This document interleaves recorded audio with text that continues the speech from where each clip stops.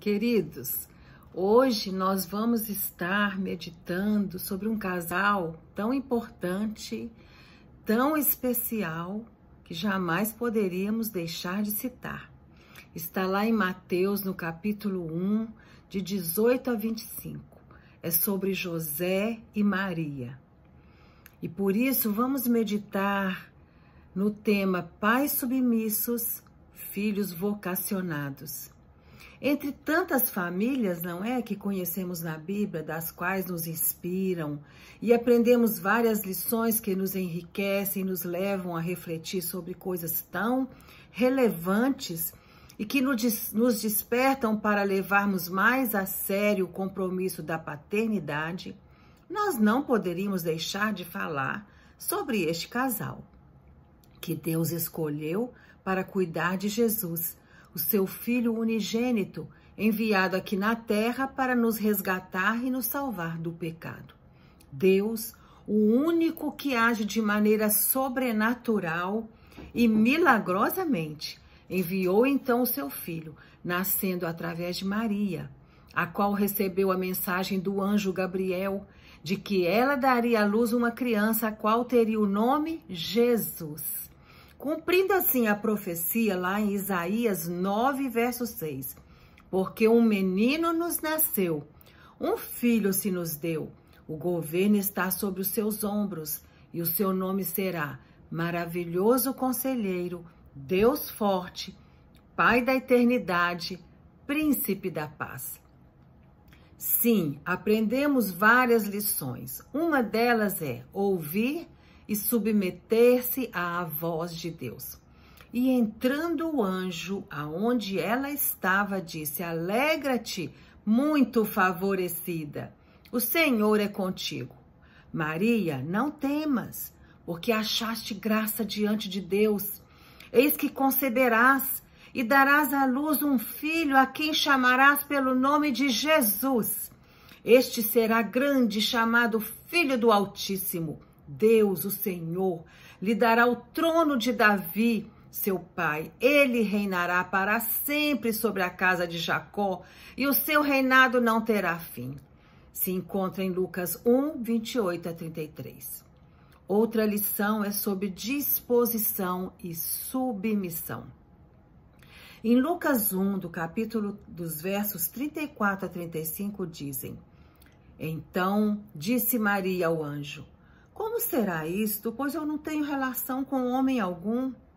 E o anjo lhe respondeu: Descerá sobre ti o Espírito Santo, e o poder do Altíssimo te envolverá com a sua sombra. Por isso também o ente santo que há de nascer será chamado Filho de Deus. Então disse Maria: Eis aqui a tua serva, que se cumpra em mim conforme a tua palavra. Maior lição ainda é que nós, como Maria, precisamos seguir este exemplo de pais comprometidos com a vontade de Deus.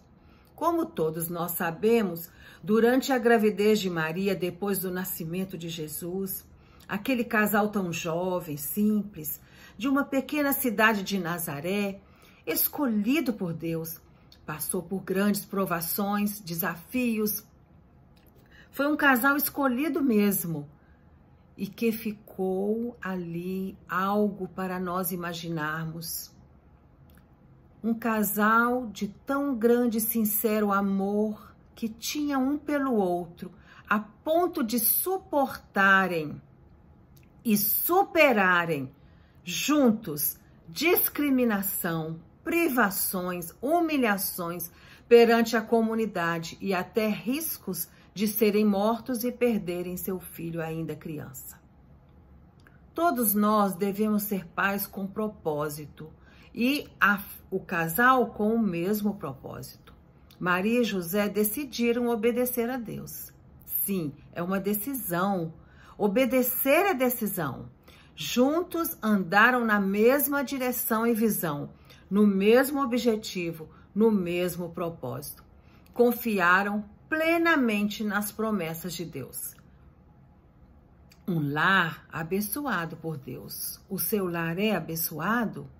Jesus nasceu e foi criado como qualquer outra criança, com muito amor, num lar, numa cidade de Nazaré, tão pequena e tão simples.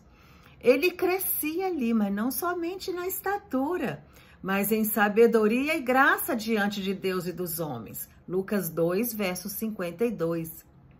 Família de José e Maria, sim. Lucas 2, 25 a 33 e Lucas 2, 41 a 47. Vale lembrar ali que Maria e José, depois do nascimento de Jesus, passaram a ter uma vida comum como qualquer outro casal.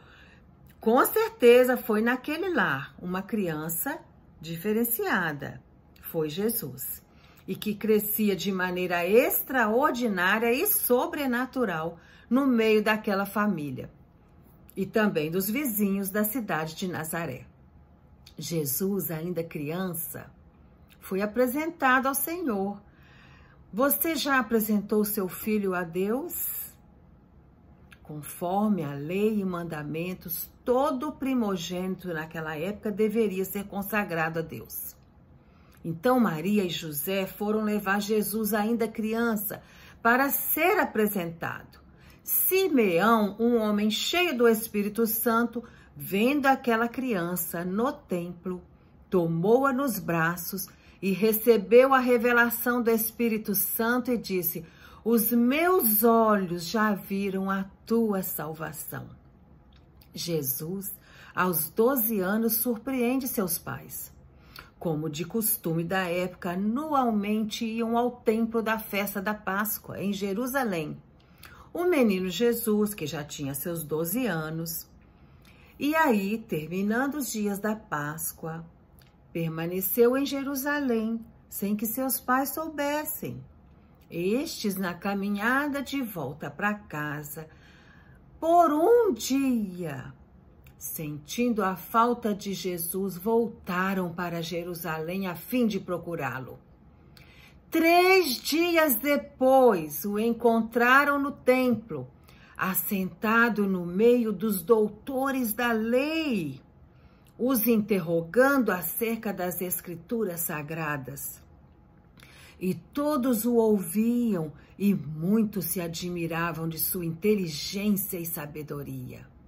Maria e José se maravilharam e guardaram no coração, pois sabiam que ele era o Filho de Deus, o Messias prometido.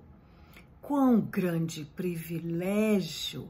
A Bíblia fala em Salmo 127:3 que os filhos são herança do Senhor.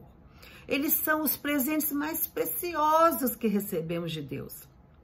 Eles são feitura e criação do Senhor. Que grande privilégio é cuidarmos dos nossos filhos.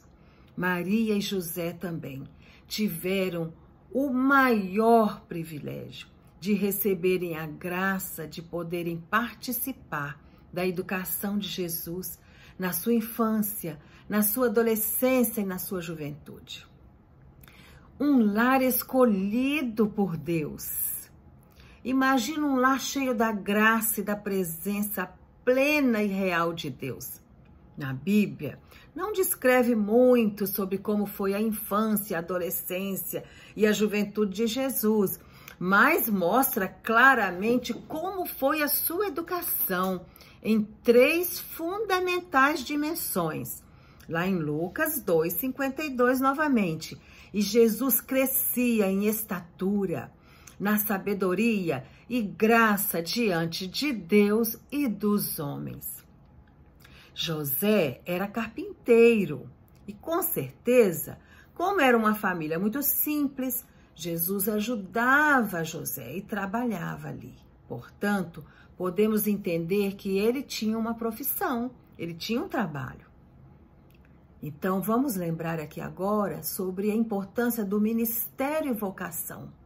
Quando Jesus completou seus 30 anos, passou a andar pelas vilas e cidades vizinhas, iniciando ali o seu ministério aqui na terra. Primeiro, houve todo um preparo dentro de sua própria casa, aprendendo a ser trabalhador, serviçal. Principalmente, lhe foi também ensinado os princípios cristãos. Então, vale concluir aí que nós, pais, precisamos nos esforçar para que nossa casa, o nosso lar, se torne um lugar mais que especial, para que nossos filhos sejam criados debaixo da bênção de Deus. Que busquemos do Senhor a sabedoria para que sejamos as ferramentas que moldem o caráter dos nossos filhos. Que eles cresçam não somente em estatura, mas também na sabedoria e na graça diante de Deus e dos homens. E que nós possamos nos conscientizar que para nossos filhos serem aprovados diante de desafios e conquistas para um futuro seguro e sejam reconhecidos na sociedade, primeiramente eles precisam crescer na presença de Deus e reconhecerem a Deus na sua essência e intimidade com Ele, para assim serem bem-sucedidos na juventude, na idade adulta, sendo preparados para tomarem decisões fundamentais, como os cursos que desejam fazer, escolhas da profissão que se alinha com eles e tantas outras decisões. Que Deus nos ajude e nos abençoe.